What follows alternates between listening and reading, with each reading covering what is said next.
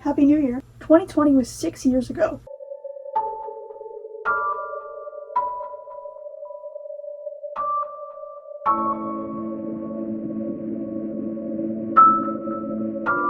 That's right, it has been 6 years since we got thrown into hell and never quite crawled all the way out. But instead of talking about the virus, I'm going to talk about the media we consumed. Why it was so popular, why it's more likely than you'd think, and how it profited off of your monster-drinking, candy-wearing, eyeliner-drawing self. Don't worry, it's not your fault. Anime is an important part of our culture! When you think of anime popular in 2020, you most likely think of My Hero Academia. But the anime itself actually came out 4 years earlier in 2016. If you're watching this video, I'm assuming you already know the gist of it, but I'll give you a brief breakdown. Now, it follows this boy, and everyone in his world has superpowers, so he doesn't have any. His big dream is to be a superhero, but he can't be a superhero if he doesn't have superpowers. Well, he does get powers. He eats some hair. Eat this! And then he goes to this prestigious school where all these kids with all these highly underutilized powers are basically training to become superheroes, and we follow his journey there and the people he meets and all the bad guys he fights and stuff like that. I was a big victim to this.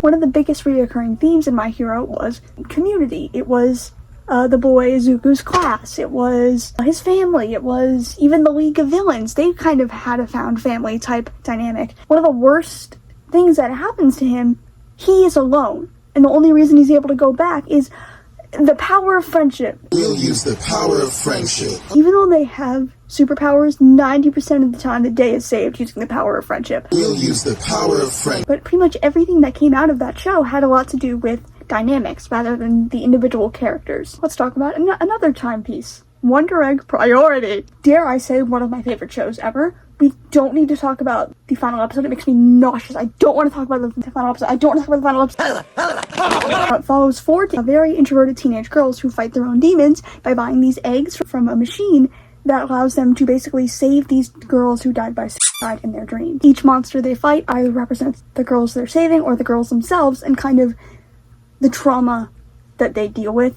One of the monsters represents self-harm. A few of them have to do with being closeted queer, more specifically transgender, and not knowing what to do with that after you've already kind of established this role for yourself, and now you're like, now what do I do? And these four introverted teenage girls kind of became their own found families. So yes, yet another big recurring theme in this show is the power of friendship and found family. We'll use the power.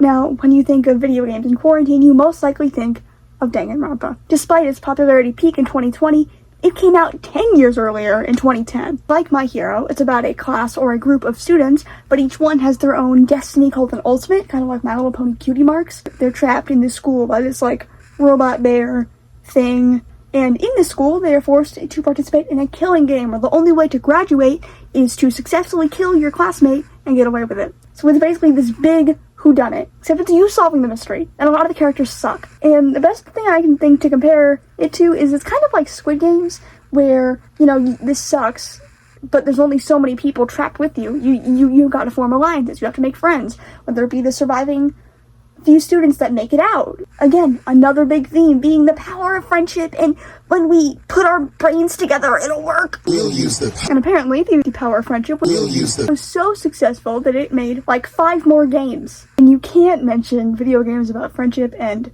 community in quarantine without mentioning Omori. Omori is my favorite game of all time ever. It was my birthday party theme last year. Wait, no, 2 years ago? 2024, and Omori came out at almost the perfect time, Christmas 2020. So it was right in there, right at the height of media you're consuming in quarantine, but there's still room to slip another one in. That was the other one. Omori was the other one. It follows 2 separate worlds. There's one boy who basically lives alone in his home. He's moving in a few days to cope with this big plot twist that happened earlier. He basically created a whole separate world that he can escape into to deal with his trauma. There's 2 overlapping storylines. There is all the adventures he's going on in his made-up world called Headspace, and then there's what's actually happening to him. But more importantly, what everyone else is finding out he did. Omori is tricky because yes, while it's about friendship, it's also about how such a traumatic thing like death can create such large rifts in that friendship, and how it won't really ever be the same as how it was before that death happened. We talked about video games. We talked about anime. Now let's talk about Minecraft. I've actually already talked about this a decent amount in my last video, so past me, take it away. Dream SMP and the content creator scene came at a very coincidentally convenient time for a lot of people. We now had role models who were successful by doing the exact same things we were, just sitting in their room. And during that time period, a lot of those role models helped us cope with a lot of things that were currently happening. Another big theme of Minecraft servers, SMPs, is that everyone was able to be famous and have fun doing the exact same thing you were. Sitting in your room on your phone or your computer. They were able to play video games and not only a profit, but make lifelong friendships out of it. Again, the power of friendship. By now, I'm sure you've noticed a big reoccurring theme, and that is community. It's friends, it's found family. Every piece of media I have discussed with you covers that. That is either one of its main themes or its main theme. But why were we so obsessed with it? I truly think it's because at that time, we didn't have it. No one did. We were stuck in our rooms, everyone was sick, everyone was dying, and all we had was our phones and computers and some video games. But somehow, other people made it work, so let's try. The reason we were so focused on indulging with these medias about these themes is because that's what we wanted. Dare I go even further and say a reason why a lot of, discussions about 2020 are friend groups, especially on Discord, with names like Arson or Bug or Kai. And a lot of the reason they went south is because we consumed that media for so long that by the time we got back out into making friends, it was basically like starting from square one. Obviously, that's no one's fault. But the fact that we were consuming so much media about needing friends and found family, I want to say created almost false ideology on what those found families could be. And now that quarantine is over, no one really knows what to do anymore. Have you ever noticed while you were out running errands that people seem to be taking a bit too much of the sidewalk up, or somebody wasn't entirely sure how to talk to a cashier? Yeah, teenagers especially spent so much of their time where their minds were most vulnerable to learning new information inside, alone, with very few people to actually learn them from.